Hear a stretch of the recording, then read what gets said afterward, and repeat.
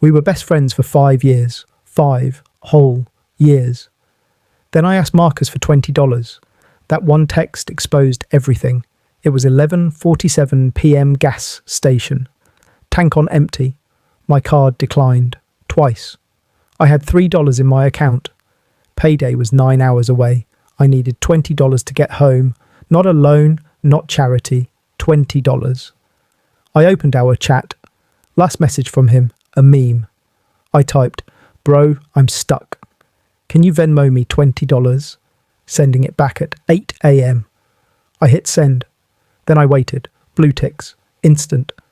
I thought he'd call me. "You okay? Where you at?" Instead, nothing.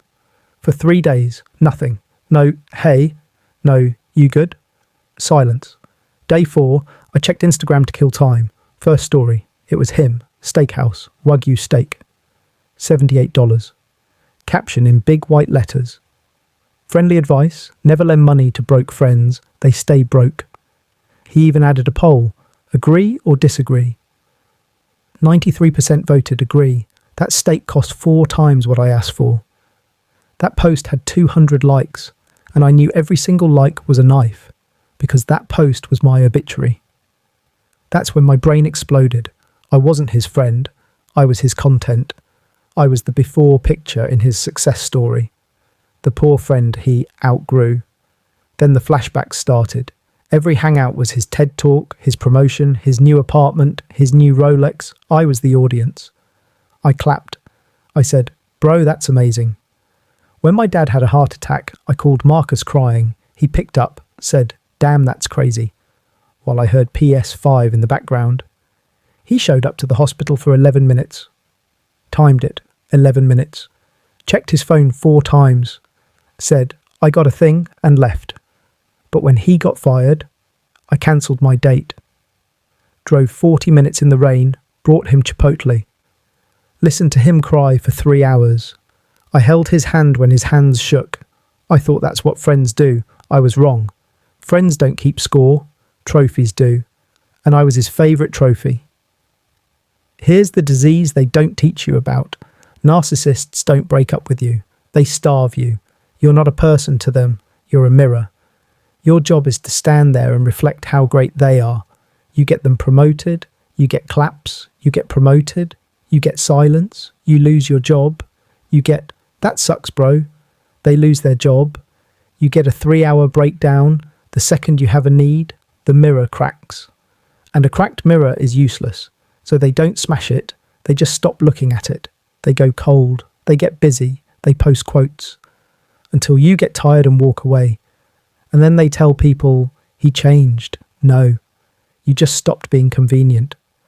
I spent 2 months thinking I was the problem.